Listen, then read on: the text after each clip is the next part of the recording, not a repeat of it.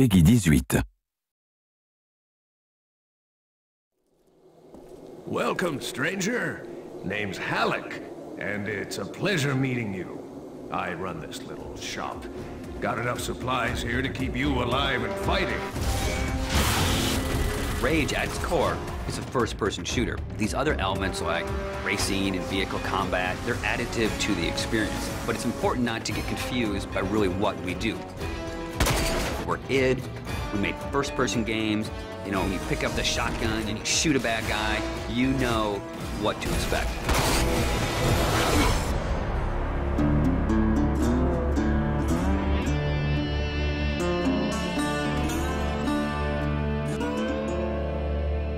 So in Rage, what we've tried to do is in every new environment that you enter, we give you a new weapon or a new ammo type or a new engineering item to keep the experience fresh. And as you play through the game, your arsenal grows and grows.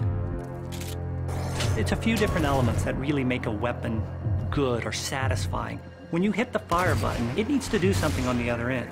And that's where you get the feedback from blowing a head off or seeing a cool death animation.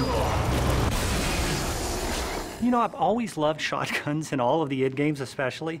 I think if we didn't have a shotgun, a lot of fans would be upset. But the crossbow, because it's so different and so new, it's almost like this utility weapon. My favorite weapon in Rage is the wing stick. Let me guess.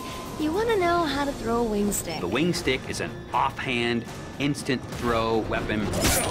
The wing stick is such an iconic weapon. It's this bladed death boomerang, and it has like a smart nano targeting core, is some of the mythos that we've built into it. And if you time it right, you can chop the heads off of mutants with it. We have these things we call gadgets or engineering items. Things like a little remote control car with a bomb attached to it. Now you're building this little defense turret. If you have the parts and you have the plans to build it, you can build these anywhere in the world. So now you're running around, you're firing, and instead of just tossing a grate or just throwing the wing stick, you're tossing down a little defense turret. We have other more complex engineering items as you progress through the game, things like sentry bots that are automated robots that shoot all your enemies for you. If you utilize some of the other gadgetry items, you can make it a thinking man's game. But it doesn't stray too far from our core mechanics. It's one button. It all follows the same principle.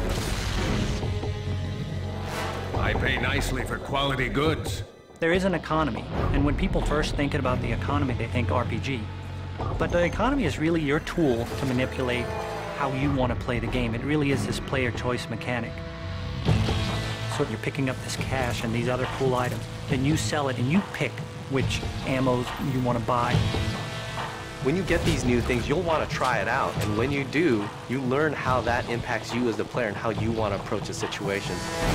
But at every step of the way, we never want the inventory to get in the way. It's there for a reason. It always has a purpose, but we still want to stay true to that kind of action. The world in Rage is about survival and all the elements that the player will need to succeed in surviving. It's up to them how they want to use those gadgets, weapons, and ammo types. Along with the action shooter experience role that we intend for the player to take, we create these different options in the gameplay when you get into an area with all these various implements of death.